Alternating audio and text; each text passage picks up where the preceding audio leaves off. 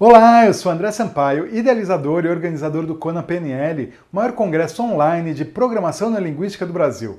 Nossa aula de agora é com o grande trainer Cláudio Lara.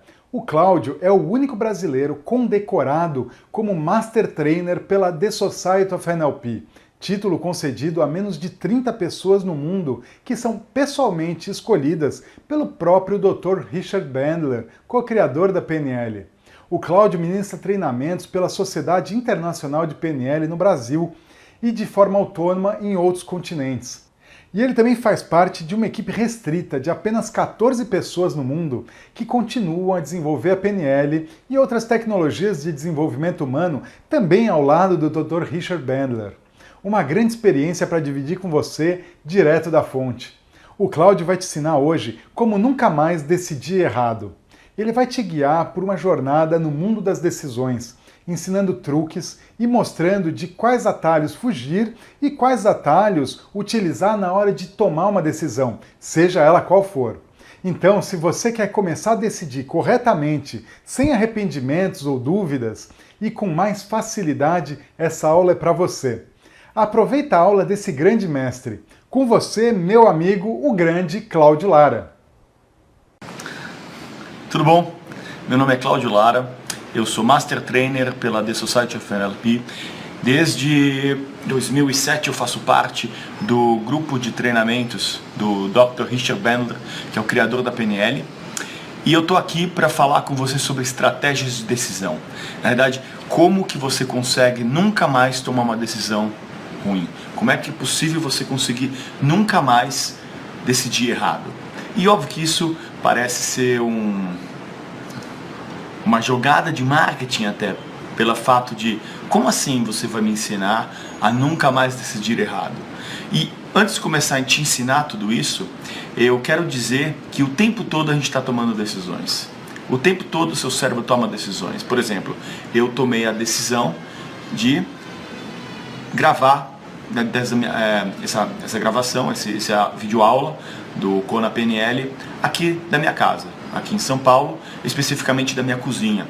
E por que a minha cozinha que eu escolhi? Porque é o local onde normalmente a gente toma muitas decisões. A gente toma a decisão do que comer, do que não comer, de como preparar o seu prato. Então existem várias decisões que você toma quando você está preparando a sua comida em casa. Se você vai pedir, por exemplo, um fast food, ou se você vai encomendar, ou se você vai fazer, se você vai pedir para a mulher fazer, ou se você vai fazer a sua própria comida.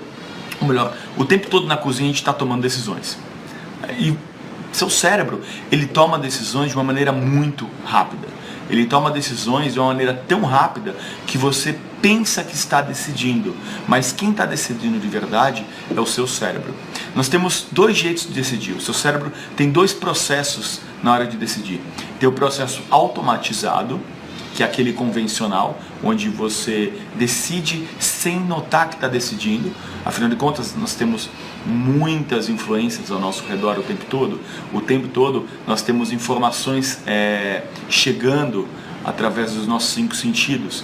E automaticamente seu cérebro vai tomar essas decisões. A gente chama isso de gatilhos mentais. Por exemplo, pelo fato de eu estar vestido com um terno, uma gravata, você automaticamente, o seu cérebro automaticamente fez várias pressuposições. Ele decidiu sobre minha personalidade, ele decidiu sobre quem eu sou. Pelo fato de eu estar, talvez, numa cozinha, você decidiu outras coisas, de forma automática, você já pressupôs quem eu sou. Agora, e se, por exemplo, eu tirar essa camisa, colocar uma barba, por exemplo, postiça, né? Talvez você tenha tomado um outro tipo de decisão. E se eu tivesse colocado um óculos escuro, você teria tomado outros tipos de decisões. Mas eu não sou esse. Eu sou esse aqui. Correto? Então, o meu jeito de se vestir, o meu jeito de falar, o meu ambiente externo vai influenciar o tempo todo essas decisões. E eu vou te provar isso.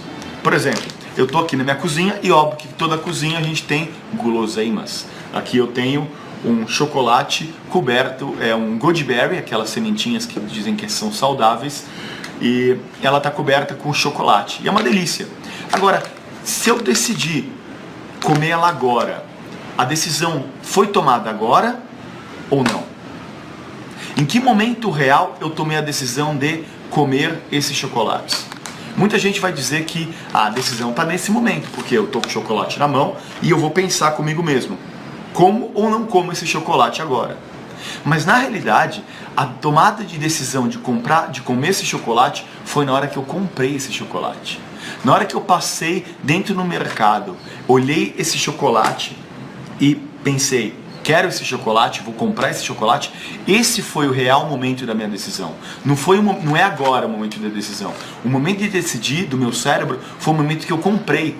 Afinal de contas, o que eu estava fazendo na área de doces do mercado? Nesse momento eu já tinha tomado a minha decisão de comer em um momento ou outro esse chocolate. Quando você vê, por exemplo, as coisas que você tem na sua geladeira, aquelas coisas que você não deveria estar comendo por causa da sua saúde, talvez, você não decide na hora que você abre a janela. Você não decide a hora que você abre a geladeira. Você decide na hora que você compra. Na hora que você se predispõe a pensar que uma hora ou outra você vai comprar aquilo, ou uma hora ou outra você vai comer aquilo. Então, o nosso cérebro, ele é muito interessante, porque ele faz automaticamente as decisões sem você notar. Existiu um cientista e um pesquisador de neurociências que dividiu o nosso cérebro em 3 partes. A primeira parte é o cérebro reptiliano, onde o seu cérebro age de forma instintiva. Nós temos o segundo modelo de cérebro, que foi o cérebro que evoluiu desse reptiliano, que a gente chama de cérebro mamífero. É onde existem as emoções, a produção das emoções, que é feita pelo sistema límbico e por outros sistemas neurológicos que a gente possui. E isso faz com que você possua emoções, por exemplo, de socialização. Foi aí que começou a socialização dos animais. O ser humano, ele é um ser social. Isso quer dizer que ele vai ser influenciado o tempo todo pelo ambiente externo e pelas pessoas que ele convive o dia inteiro. As pessoas mais importantes para ele, as coisas que ele lê, as coisas que ele convive, os programas de televisão que ele vê.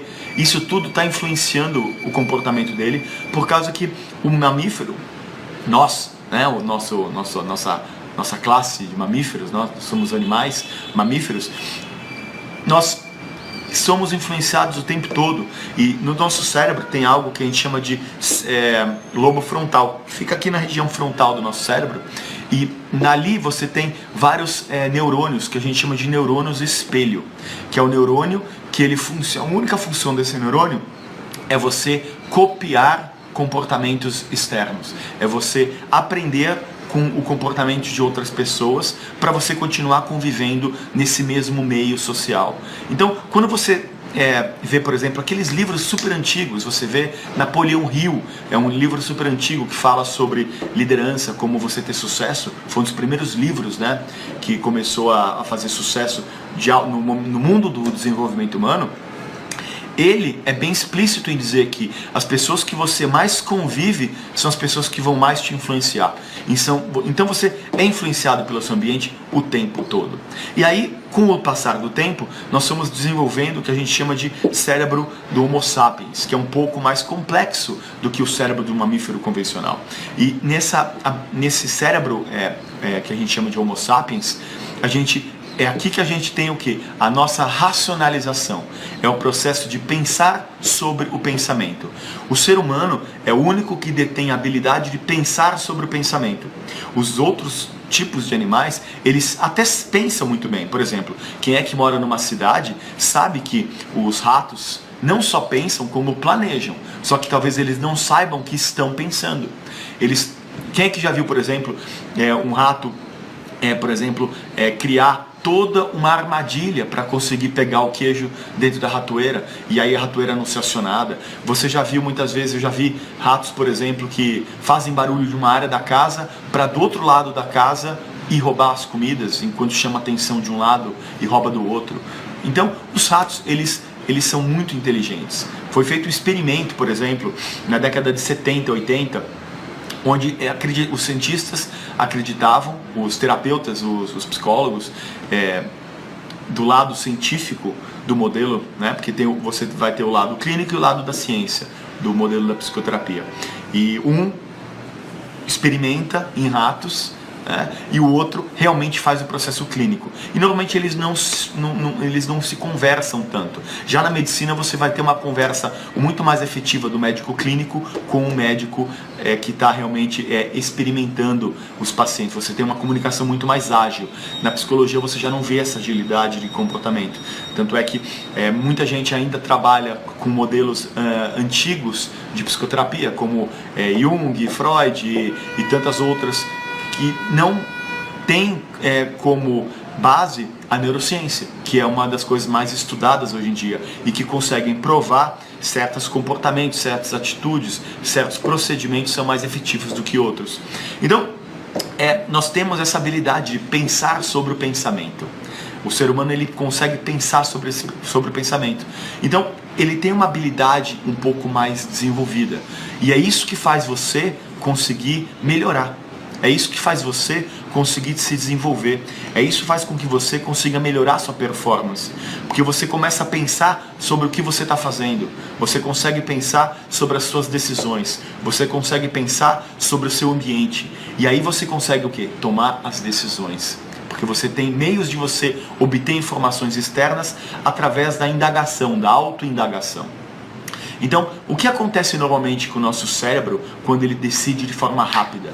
É que na realidade quem está decidindo é o seu cérebro reptiliano ou o seu cérebro mamífero, que automatizou essas decisões feitas para você sobreviver. Então você vê, por exemplo, que você toma algumas decisões baseadas de forma automática, por exemplo, os gatilhos mentais que muita gente utiliza hoje em dia. Você lê, por exemplo, Robert Cialdini, grande psicólogo que desenvolveu toda uma área de como a persuasão funciona. Ele fala sobre os gatilhos mentais. Por exemplo, um dos gatilhos mentais que a gente conhece é o gatilho mental do valor. Quanto mais caro um produto, mais você pressupõe que o produto tem uma alta qualidade. Por exemplo, se você vai numa loja da Louis Vuitton, por exemplo, você não espera comprar um produto da Louis Vuitton com R$100. Talvez você saiba que você vai ter que desembolsar alguns R$1.000 para comprar talvez uma bolsa, uma gravata ou alguma coisa da Louis Vuitton. Porque, teoricamente, preço está atrelado à qualidade. É óbvio que a gente não pode dizer que são de qualidade. A gente pode pressupor que existe qualidade, mas a gente nunca pode ter certeza. Hoje, pelo fato de adquirir mais informações através da internet, do Google, você tem mais condições de obter informações sobre o que você está comprando. Então muitas vezes você descobre que tanto as bolsas da Louis Vuitton quanto as bolsas de uma marca talvez genérica são produzidas no mesmo país, talvez pela mesma fábrica, e só talvez a etiquetagem seja diferente. Então pelo fato de você ter adquirido mais informações através de um outro meio de comunicação, você tomou talvez uma melhor decisão de talvez comprar um genérico e não um oficial, porque você aparentemente parece que são feitas na mesma fábrica. Eu posso estar dizendo isso, eu só estou usando isso como exemplo, óbvio, porque pode ser que realmente seja uma fábrica diferente, seja um processo diferente e realmente tenha uma melhor qualidade uma bolsa da Louis Vuitton. Eu não estou dizendo que ela não tem, ok? Mas o que acontece é que o nosso cérebro ele desenvolve atalhos o tempo todo. Ele cria atalhos para você tomar decisões cada vez mais rapidamente. Porque o nosso mundo hoje em dia, ele está com um exponencial de informações o tempo todo. O tempo todo você lê noticiário, você tem o Facebook, você tem o Google, você tem o WhatsApp, você tem tantas informações sendo recebidas pelo seu cérebro que de verdade você tem que criar, o seu cérebro tem que desenvolver uma série de estratégias para tomar decisões cada vez mais rápido. Por exemplo, talvez você trabalhe no seu trabalho e você tenha um certo tempo para almoçar. Você tem, sei lá, meia hora, uma hora para almoçar talvez. E você tem que, pelo fato de você só ter esse tempo para almoçar, você automatiza. Você não pensa mais onde você vai almoçar. Você simplesmente vai naquele mesmo restaurante, come sempre a mesma comida, porque fica mais fácil para você. Porque você não gasta tanto, é o que a gente chama de energia de decisão. E aí que eu vou chegar num ponto importantíssimo, da energia de decisão. O seu cérebro, ele gasta uma quantidade gigante de energia para funcionar. É uma máquina que pesa alguns quilos apenas, 2, 3, 4 quilos no máximo, e dependendo do tamanho da cabeça e do cérebro da pessoa, pode aumentar ou não o peso da massa cinzenta. Mas o diferencial de verdade é que ele gasta muita energia, ele gasta muito glicogênio, ele gasta gordura, ele gasta uma série de componentes necessários para poder funcionar bem. Por isso que pela manhã, o seu cérebro, quando você toma um café da manhã, por exemplo, um café da manhã que tenha grande quantidade de nutrientes neurológicos, nutrientes que o seu cérebro vai gostar, você vai ter muito mais chances de pensar durante o dia. E isso é muito engraçado, porque eu tenho um amigo meu, ele é um executivo de uma empresa internacional, uma multinacional, e eu estava dando coach para ele há alguns anos atrás, e ele me disse que ele ele decidiu só fazer reuniões de negociações com outros centros ou outras pessoas no meio do final da tarde. Isso quer dizer que ele tem que fazer um tipo de reunião de negociação com uma outra empresa, uma negociação de compra, uma negociação talvez de venda, algum tipo de negociação que ele tinha que fazer, talvez uma negociação com advogados de alguma firma. O que ele fazia de verdade? Ele sempre colocava essa reunião no final da tarde, entre 4 e 5 horas da tarde com os advogados. E nesse dia, o que ele fazia? Ele dormia até mais tarde. Ele se dava o luxo de acordar lá para meio-dia, 1 hora, 2 da tarde. E pelo fato de ele ter acordado 2 da tarde, e acordado, tomado seu café da manhã, e às 2 da tarde, e ido para a reunião apenas 3 horas depois de ter acordado, o cérebro dele ainda não gastou todos os nutrientes, todos os processos mentais dele. Enquanto que os advogados que estavam lá presentes nessa reunião, a contraparte, já tinham trabalhado um dia inteiro, já tinham gastado esse potencial de decisão durante todo o dia, porque muitas vezes um advogado entra às 8, 9 da manhã e já tem que começar a trabalhar, já tem que tomar decisões, já tem que fazer processos, e quando está 5, 6 da tarde, o cérebro já não está funcionando da mesma maneira, ele já gastou aquele potencial de tomar boas decisões, ele já não recebe o processo da mesma maneira. Então ele se utilizava disso para conseguir negociar melhor, porque o cérebro dele estava fresquinho ali, e o cérebro dos outros já estavam meio que deteriorados, já estavam cérebros gastos, como a gente diz. E sabendo disso, eu conseguia conversar com alguns outros CEOs de outras empresas. Eu cheguei a conversar quando eu estava dando treinamento no Japão há 2 anos e meio atrás, lá em Yokohama, na cidade de Yokohama. Era uma empresa multinacional japonesa, e o japonês, o CEO, né, dessa grande multinacional, ele me disse uma coisa muito interessante, que ele não toma decisões relacionadas ao que ele come, ao que ele veste e o que ele faz nas horas de lazer. Quem toma todas essas decisões por ele é a mulher dele. Ele utiliza o cérebro dele apenas para tomar decisões relativas à empresa. Ou melhor, ele não decide a roupa que ele usa, ele não decide o que ele vai comer, ele não decide nem onde ele vai passar as férias dele, porque normalmente ele não tem muitas férias também. Quem decide tudo isso, essas micro decisões, quem decide é a mulher dele. A mulher que diz o que ele vai vestir, o que ele vai comer, o que ele vai fazer, as reuniões que ele vai tomar. Então ele ocupa o espaço neurológico dele, de decisões dele, exclusivamente para decisões relacionadas à empresa, para ele conseguir gastar todo o potencial neurológico dele para decidir sobre a empresa. Então, o que eu estou querendo dizer é que o seu cérebro realmente, diariamente, tem o potencial e tem um custo-benefício para você tomar decisões. Então, se você toma muitas decisões do seu dia inteiro, você está gastando o seu potencial neurológico de tomar decisões. Se você toma menos quantidade de decisões, você está gastando menos esse potencial. E isso quer dizer que quando você toma ou você guarda o seu tempo e você organiza o seu tempo diário para tomar melhor as importantes decisões do seu dia a dia pela manhã, você está utilizando o seu cérebro de uma maneira mais efetiva, porque pela manhã você já está tomando as melhores decisões, você vai estar com o seu cérebro produtivo. É óbvio que se você teve uma boa alimentação, se você tomou um café da manhã bom, não um café da manhã ruim, porque você pode tomar café da manhã ruim também, aquele café da manhã que não é nutritivo, aquele café da manhã que não que pode até atrapalhar o desenvolvimento do seu sistema neurológico. Então, você tem que tomar café da manhã. Por exemplo, seu cérebro, ele adora gordura, só que só gordura boa. Ele gosta de gorduras que fazem bem, por exemplo, ômega 3. Hoje a gente diz muito sobre ômega 3. Você tem que tomar ômega 3 pela manhã, você toma óleo de coco pela manhã. Então, sementes, né? Você vê, por exemplo, óleos e sementes fazem bem para o seu cérebro, porque são, novamente, outros tipos de óleos e gorduras que fazem bem para o seu cérebro. Então, você tem que alimentar o seu cérebro com gorduras boas, por exemplo, pela manhã. Porque você vai estar alimentando o seu cérebro com aquela gordura boa. Com aquela gordura que vai fazer o seu cérebro e as suas conexões neurológicas funcionarem melhor. Então, para você tomar boas decisões, não basta você automatizar o seu processo. Você tem que ficar muito atento em como você está tomando suas decisões no seu dia a dia. Porque muitas vezes você pode estar tomando uma decisão muito automática, sem estar prestando atenção exatamente no processo de decisão que você está fazendo. E muitas vezes você está gastando e tomando decisões erradas. Você não está pegando o número de informações necessários para tomar uma decisão.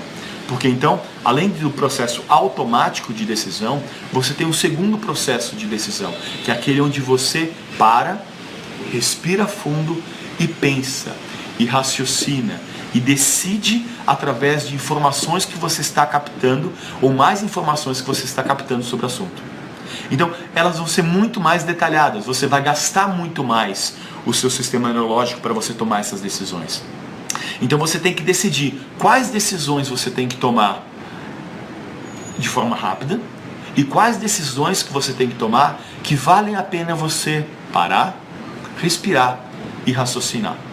Porque senão você vai começar a tomar péssimas decisões e vai tomar péssimos resultados. Agora, uma outra coisa interessante é que sempre que você toma uma decisão, você não tem apenas uma decisão atrelada a isso, você tem pelo menos 2 a 3 decisões. Por exemplo, você tomou a decisão de fazer exercícios físicos.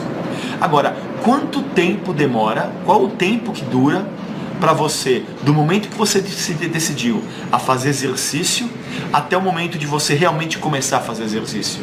Normalmente você vai perceber que existe um gap, existe uma separação temporal entre o momento que você disse, vou mudar isso, vou fazer isso de forma diferente, vou fazer dessa maneira esse tipo de processo, vou emagrecer, vou comer saudável, vou parar de brigar com os meus familiares, Então, você tomou uma decisão. Agora, quanto tempo você demora, quanto tempo seu cérebro demora para tomar para o processo de decisão realmente ser formatado e virar uma ação? Quanto mais curto o espaço de tempo entre a tomada de decisão e a tomada da ação, mais efetivo vai ser o seu resultado. Porque você está realmente ensinando o seu cérebro a tomar decisão e agir, tomar decisão e agir, tomar decisão e agir. Quando você demora muito tempo entre o processo de tomada da decisão e a ação, o seu sistema de motivação cai. E aí você perde a motivação e acaba não fazendo, acaba postergando, acaba deixando essas decisões para serem feitas mais tarde. A gente chama isso de procrastinação. Por exemplo, você está aqui no Kona PNL e você está me ouvindo. Alguns de vocês provavelmente já tomaram a decisão de pensar sobre as suas próprias decisões. Alguns de vocês, por exemplo, fizeram outros tipos de decisões e decidiram não ouvir a minha palestra. E tudo bem, faz parte do processo de decisão de cada um. Agora, eu vou te passar uma informação adicional. E essa informação adicional é uma informação nova que você vai receber. E pelo fato de ser uma informação nova, o que seu cérebro vai fazer? Ele vai se apropriar dessa informação e vai tomar um outro tipo de decisão. E é o que eu vou te dizer, é muito importante. Você já deve ter notado que é a terceira vez que a gente faz o Kona PNL. E o Kona PNL é uma conferência online de programação neurolinguística. E a programação neurolinguística, de verdade, muita gente acredita que a programação neurolinguística é uma série de ferramentas, que é uma série de técnicas. Então, dentro da PNL você tem uma série de técnicas que você vai utilizar no seu dia a dia para conseguir melhores resultados. Só que a PNL, de verdade, não é técnica. técnica é um subproduto da programação neurolinguística. A programação neurolinguística de verdade, ela ensina você a pensar sobre o pensamento. A programação neurolinguística, ela tem como base fundamental o que a gente chama do metamodelo. Que o metamodelo não são padrões de linguagem, como muita gente aprende ou ensina. Na verdade, o metamodelo é o processo da lógica neurológica de tomada de decisões sobre a realidade das pessoas. Então, a PNL, ela não se trata de técnicas de verdade. Ela se trata em ensinar você a pensar, ensinar você a raciocinar, ensinar você a entender a lógica do seu cérebro, a lógica das suas decisões, a lógica da sua motivação, a lógica do seu comprometimento. É através da descoberta da lógica do processo que aí sim você começa a desenvolver as técnicas. As técnicas, então, são simplesmente um subproduto da PNL.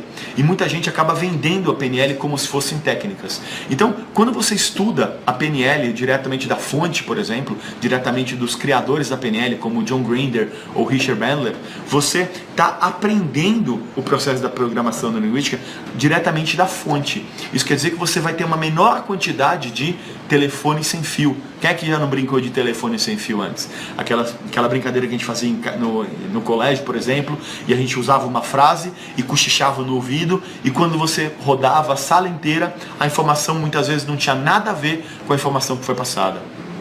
E isso acontece por causa do seu cérebro, por causa da lógica do seu cérebro, por causa do sistema de decisões que você toma a cada dia. Ela passa por filtros. O seu cérebro possui uma série de filtros, aqueles que eu te disse que são os filtros da automatização da tomada de decisões. Então, por exemplo, se alguém diz para você que alguma coisa é boa, se alguma coisa é ótima, se ela fala que, por exemplo, algum processo ou algum produto ou alguma coisa é boa para você, você sempre tem que, antes de acreditar no que a pessoa disse, verificar se o que ela disse é correto. Fazendo perguntas, por exemplo, como você sabe que isso é bom? É bom comparado a o quê? Porque se é bom, você tem que comparar com alguma coisa, né? Se é melhor, você tem que comparar com alguma coisa. Melhor relacionado a quê? Bom relacionado a quê? Como você sabe? Como é que você descobriu? Então, as opiniões que a gente recebe do nosso mundo externo, dos nossos pais, da religião, do colégio, da televisão, dos amigos, dos vendedores que estão por aí o tempo todo, são simplesmente informações que você tem que pegar e começar a processar de uma maneira diferente, para evitar tomada de decisões negativas. Então você tem que raciocinar, você tem que fazer o quê? Parar, respirar e começar a raciocinar e obter melhores informações de como essa pessoa pôde dizer aquilo que ela disse. Então você vai atrás da informação que existe por detrás da informação que ela te disse. Então você vai descobrir qual a fonte real do processo. Então, se ela disse que alguma coisa é ruim para você, como que ela sabe que é ruim? Se ela disse que, por exemplo, uma coisa que é muito comum hoje em dia no Brasil, poucas pessoas sabem inglês. E uma das crenças que existem no brasileiro é que inglês é difícil de aprender. Agora, inglês é difícil de aprender é uma opinião, se você verificar, não fato. É simplesmente a opinião de alguém. E se você percebe que é uma opinião forjada como um fato, você tem que se perguntar, difícil comparado a quê? Ou como que essa pessoa decidiu que isso é difícil? O que ela fez no dia a dia dela para tomar a decisão de que isso é difícil? Muitas vezes ela estudou de uma maneira errada. Muitas vezes ela não tinha o desejo ou a motivação correta. Muitas vezes ela estava estudando por obrigação e não por prazer. E quando você estuda por prazer, você aprende muito mais fácil. É só você se lembrar dos seus professores mais engraçados, os professores que você mais se divertia, normalmente são os professores que você mais se lembra da matéria, porque você aprendia de uma forma interessante, você aprendia de uma forma engraçada, você se divertia enquanto aprendia. Então, quando você aprende uma coisa de forma divertida, você aprende mais fácil. Talvez a pessoa que disse para você que inglês é difícil, fez e aprendeu inglês de uma maneira errada, talvez com uma estratégia errada. Uma boa estratégia, por exemplo, para aprender uma nova língua é com a mesma metodologia que você aprendeu a sua própria língua. É através da imersão. É através de você, ao invés de traduzir os nomes, você olhar o objeto e automaticamente falar que esse objeto é potato. Ou ao invés de você olhar, imagina que, por exemplo, eu tenho aqui um maracujá na minha mão. Se eu falar maracujá e traduzir na minha cabeça a palavra maracujá, não vai ter o mesmo resultado se eu simplesmente olhar para isso e falar o nome real disso. Que a gente chama maracujá em inglês. Você sabe qual é o nome de maracujá em inglês? Agora eu não me lembro. Mas é maracujá. Passion fruit. Chama-se passion fruit.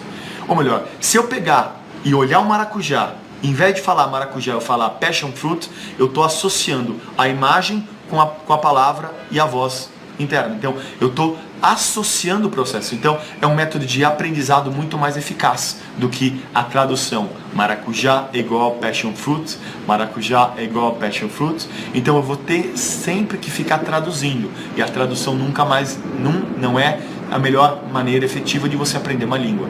Porque quando você aprende uma língua de verdade, você começa a pensar naquela língua. Em vez de você raciocinar com a sua língua, você está raciocinando com uma língua diferente.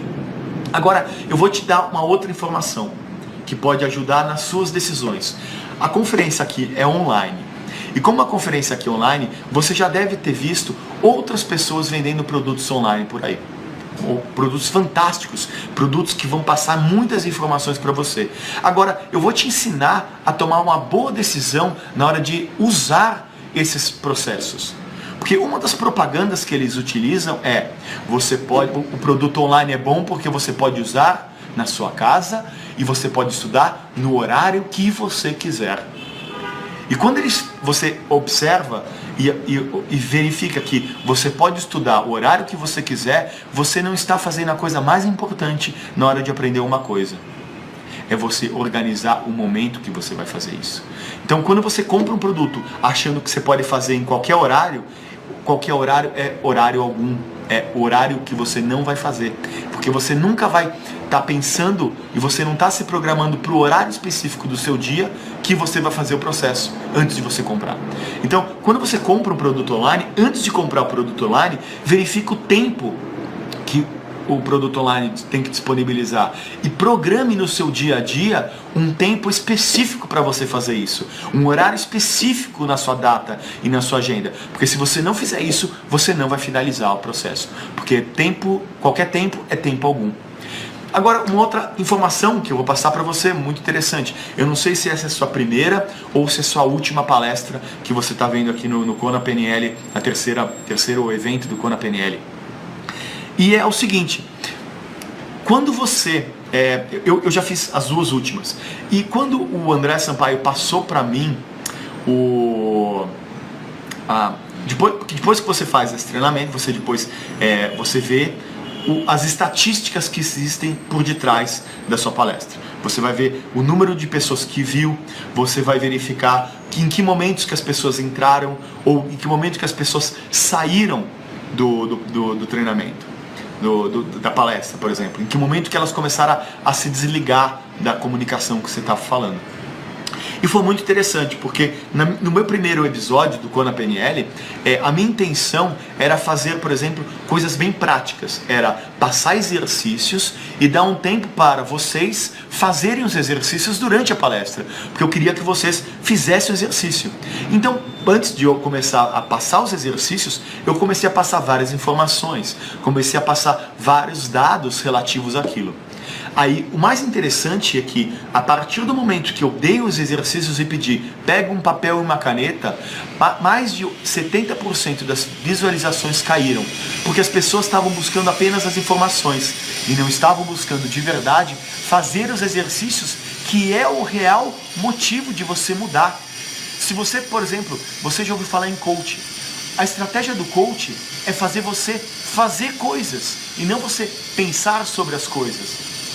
Então, quando você estiver vendo as outras palestras, ou a minha muitas vezes, veja até o final e faça os exercícios.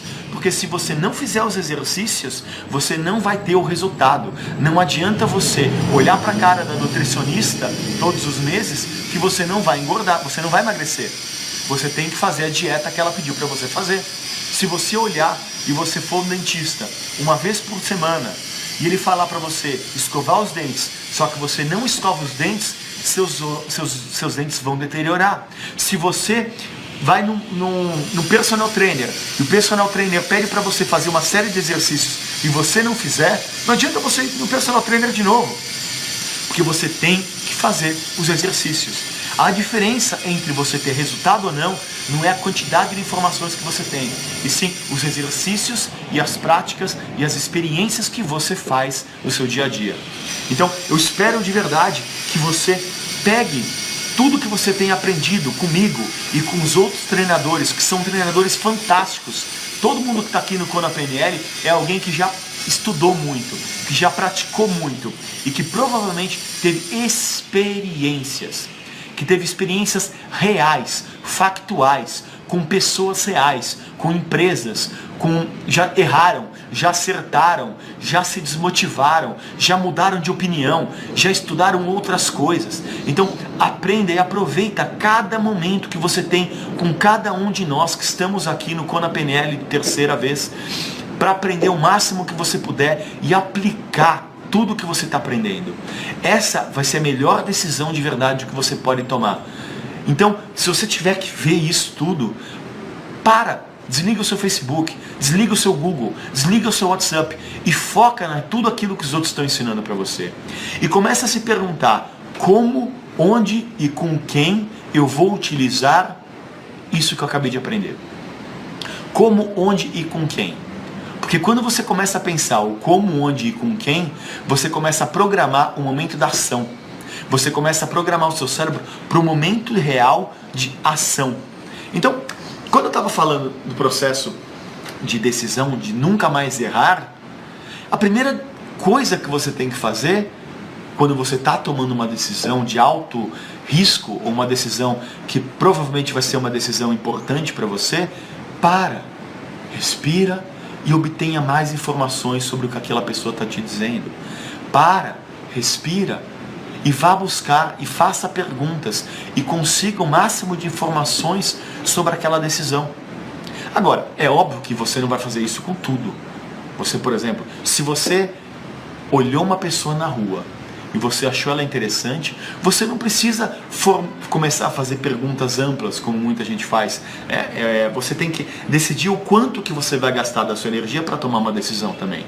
Então, se você olhou uma pessoa que você gostou do outro lado da rua, ou num bar, ou em qualquer outro ambiente, você não precisa ficar raciocinando como muita gente faz, que eu já ouvi isso, que foi muito engraçado.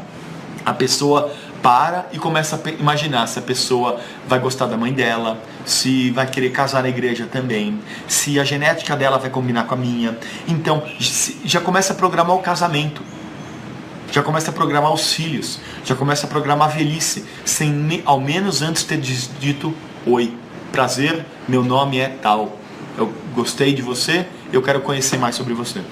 Então, você tem que tomar decisões que são em tamanho compatíveis com o tamanho da decisão que você tem que tomar. Então, se você vai tomar, por exemplo, quer comprar um produto, quer comprar uma roupa, por exemplo, que é uma das maiores mercados que existe hoje em dia, como que você tem que tomar uma decisão na hora de comprar uma roupa? De um jeito diferente de quando você vai escolher uma comida, de um jeito diferente de quando você vai escolher um parceiro para a sua vida inteira, diferente do modo como você vai escolher uma profissão. Ou melhor, cada tipo de decisão tem que ser tomada de uma maneira diferente. Cada momento de decisão tem que ser tomado de uma maneira diferente. Porque quando você toma uma decisão, ou cada decisão de maneiras diferentes, você está desenvolvendo o que a gente chama de flexibilidade comportamental, flexibilidade neurológica. E quanto mais flexível você for no seu dia a dia, mais chance de você tem de sobrevivência. Darwin não falava que o mais forte era nem mais o inteligente, era aquele mais flexível que conseguia sobreviver. Então, o ser humano é um dos seres do planeta Terra mais flexíveis. Você consegue ver um ser humano sobreviver na Antártida ou no deserto do Saara, porque nós temos as condições neurológicas de pensar sobre o pensamento, de observar o mundo à nossa volta, de tomar melhores decisões, tomar decisões reais, que vão fazer realmente você conseguir controlar o mundo que você vive. Então, saiba que Muitas vezes você pode sim tomar decisões de forma automática, mas muitas vezes você tem que parar, respirar e obter mais informações. E esse é o único jeito de você começar a tomar melhores decisões no seu dia a dia. É o único jeito de você conseguir de verdade tomar decisões que vão fazer bem para você. Porque se você não sabe o que você quer na sua vida, tem um monte de gente que vai dizer exatamente o que quer para você. Então, é o único jeito de você realmente controlar a sua vida. É você pensar por você. E é isso que a PNL de verdade faz. PNL não é técnica. PNL é a habilidade de você pensar por conta própria. Pensar do jeito onde você sabe as coisas que vão ser boas para você, e não porque outra pessoa disse que vai ser bom, mas porque você tomou a decisão, porque você obteve as informações, porque realmente você pensou sobre o que você queria. Você planejou, você organizou, você raciocinou e você tomou a decisão. Porque a melhor pessoa para decidir sobre você mesmo é você mesmo. Nunca aceite conselhos dos outros, inclusive aqueles que eu acabei de dizer para você. Tome suas próprias conclusões sempre. Aprenda a pensar. E eu fico por aqui. Meu nome é Cláudio Lara e grande abraço para todos.